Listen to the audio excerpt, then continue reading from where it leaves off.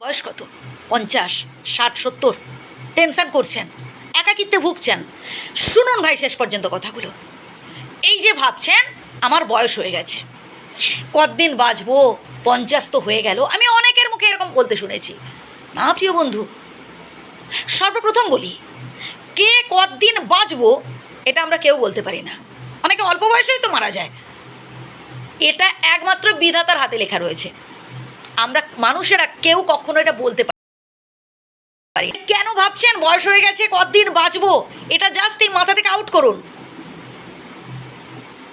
এর পরের পয়েন্টটা আরও গুরুত্বপূর্ণ, নিজেকে ভীষণভাবে বিজি রাখুন। হ্যাঁ, নানান ধরনের সমাজসেবামূলক কাজ করতে পারেন। আপনার যেসব কাজগুলো করতে ভালো লাগে করুন না। গান শুনুন, খেলা দেখুন, মানুষের উপকার করার চেষ্টা করুন, মন ভালো রাখার চেষ্টা করুন। মাঝে মধ্যে একটু প্রকৃতির সাথে মেশার চেষ্টা করুন, মন ভালো থাকবে।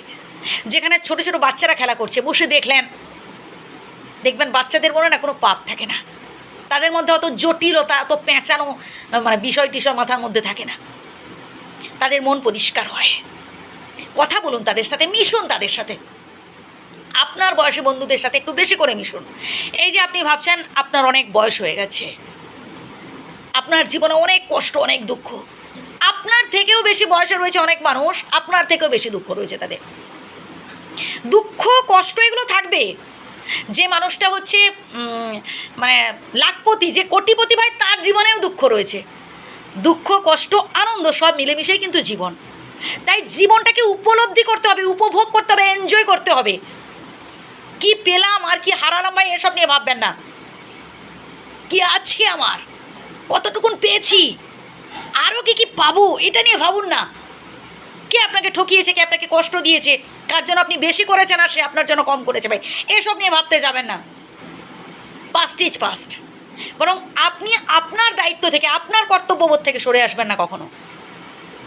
বিধাতা বলে একজন আছেন, ভরসা রাখুন তার ওপর। আপনার কর্ম যদি ভালো হয় তার ফল ভালো হবেই। আমি তো বলছি প্রিয় বন্ধু, কর্ম যদি আপনার ভালো হয় তার ফল ভালো হবেই।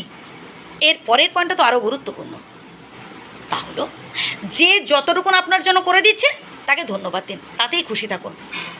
তবে দেখবেন মানুষটা আপনার ওপর ভীষণ খুশি হবে। হ্যাঁ, হয়তো আপনি তার জন্য অনেক বেশি পরিমাণ করেছেন, তার অনেক বেশি উপকার করেছেন, কিন্তু সে মানুষটা তো আপনার জন্য খুব কম, আপনি যতটুকুন চেয়েছিলেন ততটুকুন পাননি, তাতেই খুশি থাকুন না। আর শেষে জাস্ট একটা কথা বলবো, তা হলো মন ভালো রাখার চেষ্টা করতে হবে। এবার আপনার কিসে মন ভালো থাকবে সেটা আপনি স্বয়ং ভালো জানেন। হাসি খুশি থাকার চেষ্টা করুন, একদম টেনশান করবেন না। যখন যেটা হয় ভালোর জন্যই হয় আমাদের। ভালো থাকবেন, আমার শ্রদ্ধা নেবেন। সমস্ত বয়স্ক বন্ধুদের আমার প্রণাম জানাই।